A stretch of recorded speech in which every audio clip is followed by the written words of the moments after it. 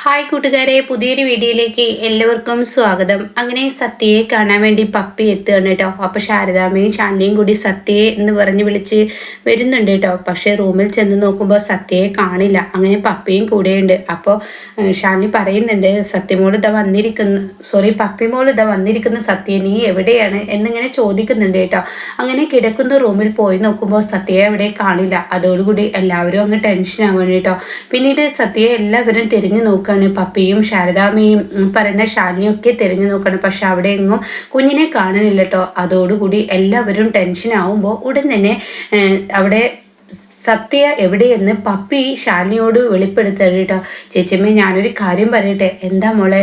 നമ്മുടെ സത്യ ഈ ശിവന്റെ അമ്പലത്തിലുണ്ടാവും എന്ന് പറയട്ടോ. ഇത് കേൾക്കുന്നതിനോടുകൂടി ഒന്ന് ഞെട്ടിപ്പോവുക. അത് ഇങ്ങനെ നിനക്കറിയാം എന്നിങ്ങനെ പപ്പിയോട് ശാലിനി ചോദിക്കുമ്പോൾ അവളുടെ അച്ഛൻ അവളുടെ അടുത്തോട്ട് വരുമെന്ന് പറഞ്ഞത് ശിവഭഗവാനാണെന്നുള്ള ആ വിശ്വാസം അവൾക്കുണ്ട്. അതുകൊണ്ട് അവൾ അമ്പലത്തിലുണ്ടാവും എന്ന് പറയട്ടോ.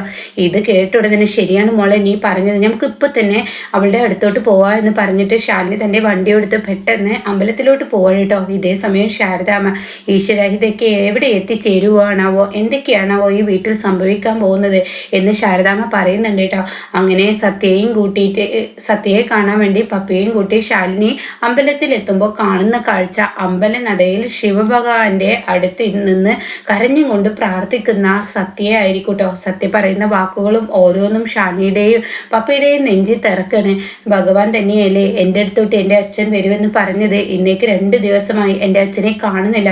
ഊണും ഉറക്കവും ഒക്കെ ഒഴിച്ച് എൻ്റെ അച്ഛനെയും കാത്ത് എൻ്റെ അച്ഛനെ വെൽക്കം ചെയ്യാൻ ഞാൻ കാത്തിരിക്കുമ്പോൾ എൻ്റെ അച്ഛൻ എൻ്റെ മുന്നിലോട്ട് വരുന്നില്ല എന്നൊക്കെ പറഞ്ഞ് കുഞ്ഞിങ്ങനെ തേങ്ങി കരയാണ് കേട്ടോ. എൻ്റെ അച്ഛൻ വരാത്തത് കൊണ്ട് തന്നെ എൻ്റെ അമ്മയെ എനിക്ക് സങ്കടപ്പെടുത്തേണ്ടി വന്നു. എൻ്റെ അമ്മ എന്നെ അടിച്ചു. അതൊക്കെ എൻ്റെ തെറ്റ് തന്നെയാണ്, എനിക്കറിയാം. പക്ഷേ എനിക്ക് എൻ്റെ അച്ഛനെ കാണാനുള്ള തിടുക്കം കൊണ്ടാണ്. അത്രയും ആഗ്രഹമുണ്ട് എനിക്ക് എൻ്റെ അച്ഛനെ. എല്ലാ കുഞ്ഞുങ്ങൾക്കും അച്ഛനുണ്ട്, എനിക്ക് മാത്രം അച്ഛനില്ല.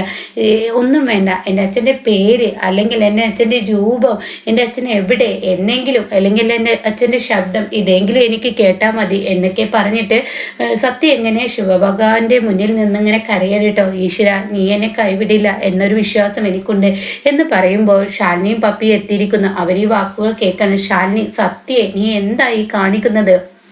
അത് കേട്ട് സത്യ തിരിഞ്ഞു നോക്കുമ്പോൾ പപ്പിയും കൂടെ ഉണ്ട് കേട്ടോ. അപ്പോൾ പപ്പി പറയാണ്, സത്യ, നീ എന്തായി കാണിക്കുന്നത്? ഞാൻ എൻ്റെ അച്ഛനെ കാണാൻ വേണ്ടി ഭഗവാനോട് ചോദിക്കാൻ വേണ്ടി വന്നതാണ്. ഭഗവാനല്ലേ എൻ്റെ അച്ഛൻ എൻ്റെ അടുത്തോട്ട് വരുമെന്നുള്ള സൂചന എനിക്ക് തന്നത്. എന്നിട്ട് എൻ്റെ അച്ഛൻ വന്നില്ല. അതിനെക്കുറിച്ച് ചോദിക്കാൻ വന്നതാണ്, അതിനെക്കുറിച്ച് പരാതി പറയാൻ വന്നതാണ്.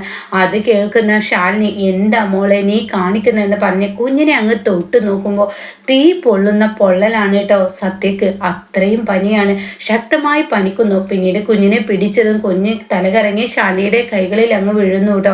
അതോടുകൂടി ശാലിനി, മോളെ എന്ന് പറയണേ. അപ്പോഴേക്കും പപ്പിക്ക് വളരെ കുറ്റബോധമാവുകയാണ്. താൻ കാരണം സത്യക്ക് ഇത്രയും വലിയ ആപത്ത് സംഭവിക്കുന്നു. എന്നാൽ എനിക്കിത് തുറന്ന് പറയാനും കഴിയുന്നില്ലല്ലോ. അവളുടെ അച്ഛൻ അവളുടെ കൺമുന്നിലുണ്ട്. പക്ഷെ ഞാനത് പറഞ്ഞു കഴിഞ്ഞ് ചേച്ചിയമ്മയോട് പറഞ്ഞ ആ വാക്ക് അത് തെറ്റിപ്പോവില്ലേ എന്നൊരു ഭയം പപ്പിക്കുള്ളിലും വരാൻ കേട്ടോ. പിന്നീട് ശാലിനിയും പപ്പിയും കൂടി സത്യയും കൊണ്ട് വീട്ടിലോട്ട് ചെല്ലാണ്. അങ്ങനെ ഡോക്ടർ വന്ന് പരിശോധിക്കുകയാണ്. ആ പരിശോധനയ്ക്കിടയിലും അബോധാവസ്ഥയിലും അച്ഛനെ കാത്തിരിക്കുകയാണ് ഈ സത്യ. അച്ഛൻ എപ്പോഴാണ് എൻ്റെ അടുത്തോട്ട് വരുന്നത്? അച്ഛനെ കാണാത്തത് കൊണ്ട് തന്നെ എനിക്ക് തിടുക്കമായി. അച്ഛൻ എപ്പോൾ വരും എൻ്റെ അടുത്തോട്ട് എന്നൊക്കെ പറഞ്ഞിട്ട് കുഞ്ഞിങ്ങനെ ഉറക്കത്തിലിങ്ങനെ, അതായത് ഈ പനിക്കിടയിലും പിച്ചും പഴയും പറഞ്ഞും കൊണ്ടിരിക്കുകയാണ് കേട്ടോ. അപ്പോൾ ഡോക്ടർ പരിശോധിക്കുമ്പോൾ ഡോക്ടർക്ക് ഈ സത്യം മനസ്സിലാകുമ്പോൾ ഡോക്ടർ ശാലിനിയോട് പറയണം, ഒന്നുങ്ങ് വന്നേ എന്ന് പറഞ്ഞ് ശാലിനിയെ വിളിക്കുമ്പോൾ പപ്പി എന്താണെന്നുള്ള സംസാരം ശ്രദ്ധിക്കുന്നുണ്ട് കേട്ടോ. അപ്പോൾ ശാലിനിയോട് പറയണേ, ആ കുഞ്ഞിന് പനി വന്നിരിക്കുന്നത് ആ കുഞ്ഞിൻ്റെ മാനസിക നില അത്രയും തെറ്റിയിരിക്കുന്നു. അതിൻ്റെ കുഞ്ഞു മനസ്സിലുള്ള ടെൻഷൻ കൊണ്ടാണ് ആ കുഞ്ഞിന് ഇത്രയും പനിച്ചിരിക്കുന്നത്. ആ കുഞ്ഞിൻ്റെ ആഗ്രഹം അതിൻ്റെ അച്ഛനെ കാണാനുള്ള ആ ആവേശമാണ്. അതിൻ്റെ അച്ഛനെ അങ്ങ് കാണിച്ചു കൊടുത്തേക്ക് ശാലിനി, ഈ പ്രശ്നത്തിനൊരു പരിഹാരമാവും. അല്ലാതെ കണ്ട് ഈ കുഞ്ഞിൻ്റെ പനി മാറില്ല. എത്ര മരുന്ന് കൊടുത്താലും മനസ്സിൻ്റെ സമാധാനമാണ് എന്ന് പറഞ്ഞു കേട്ടിട്ടില്ല. അത് തന്നെ ഞാൻ പറയേണ്ട ആവശ്യമില്ലല്ലോ എന്ന് പറഞ്ഞ് ഡോക്ടർ അവിടെ നിന്ന് ഇറങ്ങുമ്പോൾ പപ്പിക്കാണെങ്കിൽ വളരെ സങ്കടമാവാനായിട്ട്. അങ്ങനെ പപ്പി ശാലിനിയോട് യാത്ര പറഞ്ഞ് അവിടെ നിന്നും പോവുകയാണ്. അങ്ങനെ പപ്പിയുടെ ഉള്ളിൽ വളരെ വേദനയാവാണ്. താൻ കാരണമാണല്ലോ, താൻ സൂചന കൊടുത്തത് കൊണ്ടാണല്ലോ, താൻ ആ നിലവിളക്ക് കത്തിച്ചത് കൊണ്ടാണല്ലോ, കർപ്പൂരം ഇട്ട് കൊടുത്തത് കൊണ്ടാണല്ലോ ഇവിടെ സത്യ തൻ്റെ അച്ഛനെ വരുമെന്ന് ആ വിശ്വാസമുണ്ടായത്. അതിനൊക്കെ കാരണക്കാരി താനാണല്ലോ എന്നുള്ള കുറ്റബോധത്തോടു കൂടി ഇങ്ങനെ തൻ്റെ വീട്ടിലോട്ട് ചെല്ലണം കേട്ടോ. ഇതേ സമയം ശാരദാമ്മ ശാലിനിയോട് പറയണം, എന്താ മോളെ ഇനി ചെയ്യുക? ഓരോ ദിവസം ഓരോ പ്രശ്നങ്ങളാണല്ലോ, ഇനി എന്ത് ചെയ്യും? സത്യ ഈ അവസ്ഥയിലായിക്കഴിഞ്ഞാൽ സത്യയെ പിടിച്ചാൽ കിട്ടില്ല.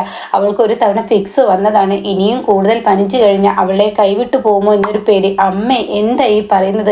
ഞാൻ അവൾക്ക് വേണ്ടിയല്ലേ ജീവിക്കുന്നത്? ആയിരിക്കാം, പക്ഷെ അവളുടെ കുഞ്ഞു മനസ്സിലെ വേദനയെ നീ തിരിച്ചറിയണം. ഞാൻ എന്താ വേണ്ടത് അമ്മേ? എനിക്കൊന്നും അറിയില്ല. എനിക്ക് എന്താണ് പറയേണ്ടത്, എന്താണ് ചെയ്യേണ്ടതെന്ന് എനിക്കറിയില്ല എന്ന് പറയട്ടോ. ഇതേ സമയം സത്യഭാമയാണെങ്കിൽ സത്യയെ കാണാത്തത് കൊണ്ട് തന്നെ തിരച്ചിൽ തുടങ്ങിയിരിക്കുകയാണ്. അപ്പോഴേക്കും ക്ഷാമയെ അങ്ങ് വിളിക്കുകയാണ്. എടി ക്ഷാമേ എന്നും പറഞ്ഞിട്ട് അങ്ങ് അലറി വിളിക്കുമ്പോൾ ക്ഷാമ ആ വിളിയുടെ ആ ശക്തി കൊണ്ട് തന്നെ ക്ഷാമ ഓടി വരികയാണ്. അപ്പോൾ എന്താ എന്ന് ചോദിച്ചിട്ട് ക്ഷാമ അങ്ങോട്ടേക്ക് ഓടി വരുമ്പോൾ ഉടൻ തന്നെ സത്യഭാമ ചോദിക്കാണ്, എവിടെയാടി പപ്പിയെ നീ ശ്രദ്ധിക്കുന്നില്ലേ? ഞാൻ പറഞ്ഞില്ലേ ആ കുഞ്ഞിന് ആപത്തുണ്ടെന്ന്. പൂജ കഴിഞ്ഞാലും കൂടി അവൾ അങ്ങോട്ടും ഇങ്ങോട്ടും ഓടിപ്പോവും. അതുകൊണ്ട് തന്നെ അവളുടെ നേർക്കൊരു കണ്ണ് വേണമെന്ന് നിന്നോട് ഞാൻ പറഞ്ഞതല്ലേ. എവിടെ പപ്പി ഇവിടെ ഉണ്ടായിരുന്നു സത്യമേ, അവളിവിടെ കളിക്കുന്നുണ്ടായിരുന്നു. അത് കേട്ട ഉടൻ തന്നെ അവളിവിടെ ഇല്ല, ഈ വീട് മൊത്തം ഞാൻ നോക്കി, അവളെ കാണുന്നില്ല എന്ന് പറഞ്ഞിട്ട് സത്യഭാമ മുറ്റത്തോട്ട് അങ്ങ് ഇറങ്ങുമ്പോഴേക്കും ഉമ്മറപ്പടി കയറി വരുന്ന സത്യയെ പപ്പിയാണ് കേട്ടോ കാണുന്നത്. പപ്പിയെ കണ്ട ഉടൻ തന്നെ ആശ്വാസമായി. അപ്പോൾ ഉടൻ തന്നെ പപ്പി മോളെ നീ എങ്ങോട്ടാ പോയത്? ഞാൻ എങ്ങോട്ടും പോയില്ല സത്യമ്മേ, ഞാൻ ഈ മുറ്റത്ത് ചെടികൾക്കിടയിൽ ഉണ്ടായിരുന്നു എന്ന് പറയുകയാണ് കേട്ടോ. ഞാനൊന്ന് പേടിച്ചു മോളെ നിന്നെ കാണാത്തതിൽ എന്നും പറഞ്ഞിട്ട് സത്യഭാമ എന്ത് ചെയ്യുന്നു, പപ്പിയെ അങ്ങ് കെട്ടിപ്പിടിക്കാൻ കേട്ടോ. ഇതേ സമയം പപ്പിയാണെങ്കിൽ വല്ലാത്തൊരു മാനസിക നിലയിൽ തന്നെ ആയിരിക്കും. തൻ്റെ സത്യയുടെ അവസ്ഥ ഈ നിലക്കാക്കിയത് താനാണെന്നുള്ള കുറ്റബോധത്തോടു കൂടിയാണ് സത്യ വരുന്നത്, പപ്പി വരുന്നത്. അങ്ങനെ പപ്പിയെ അകത്തോട്ട് കൊണ്ടുപോ. ഇനിയെങ്കിലും ക്ഷാമ നിന്റെ കണ്ണുകൾ ഈ കുഞ്ഞിൻ്റെ നേർക്കില്ലെങ്കിൽ, ഇനി ഇവളെ കാണാതായാൽ പിന്നെ എൻ്റെ സ്വഭാവം എന്തെന്ന് ഞാൻ തന്നെ പറഞ്ഞറിയിക്കാൻ പറ്റില്ല എന്നൊക്കെ പറഞ്ഞിട്ട് സത്യഭാമ വളരെ ദേഷ്യപ്പെടുകയാണ് കേട്ടോ. അപ്പോൾ പപ്പിയെയും കൊണ്ടിട്ട് ക്ഷാമ പോവാണ്. അങ്ങനെ ക്ഷാമ അങ്ങനെ മോളെ നീ എങ്ങോട്ടാ പോയത്? ഈ അമ്മയോട് പറയാതെ എന്തിനാണ് ഈ അമ്മയെ തീറ്റിക്കുന്നത്? അത് കേട്ട ഉടൻ തന്നെ ഞാൻ സത്യയെ കാണാൻ പോയതാണ് അമ്മേ. സത്യക്ക് തീരെ സുഖമില്ല. അവളുടെ അച്ഛൻ വരാത്തത് കൊണ്ട് തന്നെ അവൾക്ക് പനി കൂടിയിരിക്കുന്നു. അവളുടെ അച്ഛനെ കാണണമെന്ന് പറഞ്ഞ് അവൾ വാശി പിടിക്കുന്നു. എന്നാൽ അതിന് കാരണക്കാരി ഞാനാണ്. അത് കേൾക്കുന്ന ശ്യാമ ചോദിക്കുകയാണ്, എങ്ങനെ മോളെ നീ അതിന് കാരണക്കാരിയാവും? അതെ, അന്ന് ആ പൂജ നടന്നില്ലേ, ആ പൂജയുടെ സമയത്ത് അവൾ ഭഗവാന്റെ മുന്നിൽ ഇങ്ങനെ കൈകൂപ്പി കരഞ്ഞുകൊണ്ട് പ്രാർത്ഥിക്കുന്നത് ഞാൻ കണ്ടു. എൻ്റെ അച്ഛനെ എനിക്ക് കാണണം, എനിക്ക് കാണിച്ചു തരില്ല, എൻ്റെ അച്ഛൻ എൻ്റെ അരികിലോട്ട് വരില്ലേ എന്നൊക്കെയുള്ള ആ പറഞ്ഞ വാക്കുകൾ പറഞ്ഞ് കരയുന്നത് കേട്ടപ്പോൾ നിലവിളക്ക് കത്തിച്ച് സൂചന എനിക്ക് തരണം എന്നൊക്കെ പറഞ്ഞപ്പോൾ ഞാൻ കർപ്പൂരം കത്തിച്ച് ആ നിലവിളക്ക് കത്തിച്ചു കൊടുത്തു അമ്മേ. അതിലാണ് ഇപ്പോൾ സത്യ തൻ്റെ അച്ഛൻ വരുമെന്ന പ്രതീക്ഷയോട് കൂടി നിൽക്കുന്നത്. ഇതിന് കാരണക്കാരി ഞാനല്ലേ എന്നൊക്കെ പറഞ്ഞിട്ട് പപ്പി തൻ്റെ അമ്മയെ കെട്ടിപ്പിടിച്ച് കരയാൻ കേട്ടോ. ക്ഷാമയെ കെട്ടിപ്പിടിച്ച് കരയുമ്പോൾ ക്ഷാമക്കും സങ്കടമാവണം. ക്ഷാമയും ഈശ്വര ഈ ഒരു പ്രശ്നത്തിൻ്റെ പേരിൽ ഞാൻ ഉണ്ടാക്കി വെച്ച ഈ പ്രശ്നം ആരൊക്കെയാണ് ബാധിക്കുന്നത്? ഇപ്പൊ കുഞ്ഞുങ്ങൾക്കിടയിൽ പോലും ആ പ്രശ്നം ബാധിക്കൽ തുടങ്ങിയല്ലോ എന്നുള്ള ആ ഭാവത്തിൽ നിൽക്കുമ്പോഴാണ് പിറകിൽ നിന്ന് വിഷ്ണു വിളിക്കുന്നത് കേട്ടോ. പപ്പി എന്ന് പറഞ്ഞ് വിളിക്കുന്നത്. അപ്പോൾ ഉടൻ തന്നെ പപ്പി തിരിഞ്ഞു നോക്കാനും, എൻ്റെ മോൾക്ക് ഓൺലൈൻ ക്ലാസ് ഉണ്ടെന്നല്ലേ പറഞ്ഞത്, അപ്പൊ സിമ്മും മൊബൈലും വേണമെന്ന് എന്നോട് നീ ആവശ്യപ്പെട്ടില്ലേ, ഇതാ മോളെ എന്ന് പറയുമ്പോൾ കുഞ്ഞിൻ്റെ മനസ്സിൽ ഒരു ആശ്വാസമാവണം കേട്ടോ പപ്പിയുടെ മനസ്സിൽ. അങ്ങനെ പപ്പി എന്ത് ചെയ്യുന്നു, അവിടെ നിന്നും ഒന്നും മിണ്ടാതെ അതങ്ങ് കയ്യിൽ നിന്നും വാങ്ങിയിട്ട് അങ്ങ് പോകുമ്പോൾ ആ ഒരു സന്തോഷം ഒന്നും കാണാനില്ല. ഇത് കണ്ട ഉടൻ തന്നെ വിഷ്ണു ചോദിക്കുകയാണ് ശ്യാമയോട്, എന്ത് പറ്റി പപ്പിമോൾക്ക്? പപ്പിമോൾ വല്ലാത്തൊരു സങ്കടത്തിലാണല്ലോ, അവൾക്ക് ഇതിന് മാത്രം ദുഃഖം വരാൻ എന്താ കാരണം എന്ന് വിഷ്ണുവിനോട് പറയുമ്പോൾ വിഷ്ണുവിനോട് ശ്യാമ പറയാണ്, സത്യമോൾക്ക് തീരെ സുഖമില്ല, സത്യമോൾക്ക് നല്ല പനിയാണ്, അവൾ സുഖമില്ലാതെ കിടപ്പാണ്, ആ ഒരു സങ്കടത്തിലാണ് എന്ന് പറയുമ്പോൾ വിഷ്ണുവിൻ്റെ മനസ്സിൽ എവിടെയോ ഇരിക്കുന്ന ആ ഉള്ളിൽ നിന്ന് ആരോ ഒരു വിളിയെത്തുന്നത് പോലെ തൻ്റെ സ്വന്തം മകളാണ് ഈ അവസ്ഥയിൽ കിടക്കുന്നതെന്ന ആ ഒരു ഇത് വിഷ്ണുവിന് വരികയാണ്. പിന്നീട് വിഷ്ണു ഒന്നും നോക്കില്ല, ബൈക്കെടുത്ത് അവിടെ നിന്ന് പെട്ടെന്ന് സത്യയെ കാണാൻ വേണ്ടിയിട്ട് അങ്ങോട്ടേക്ക് ഓടി ചെല്ലാണ് കേട്ടോ. ഇതേ സമയം പപ്പിയാണെങ്കിൽ തൻ്റെ കയ്യിൽ കിട്ടിയിരിക്കുന്ന ആ മൊബൈൽ എടുക്കുകയാണ്. എന്നിട്ട് ഈശ്വര ഇത് സത്യക്ക് ഞാൻ വിളിക്കുമ്പോൾ സത്യ തന്നെ ഫോൺ എടുക്കണേ, എങ്കിലാണ് ഞാൻ ഈ വിളിക്കുന്നതിൽ കാര്യമുള്ളൂ എന്നും പറഞ്ഞിട്ട് ആ ഫോൺ വെച്ച് ഇനിയൊരു കളി നടത്തുന്നുണ്ട് കേട്ടോ.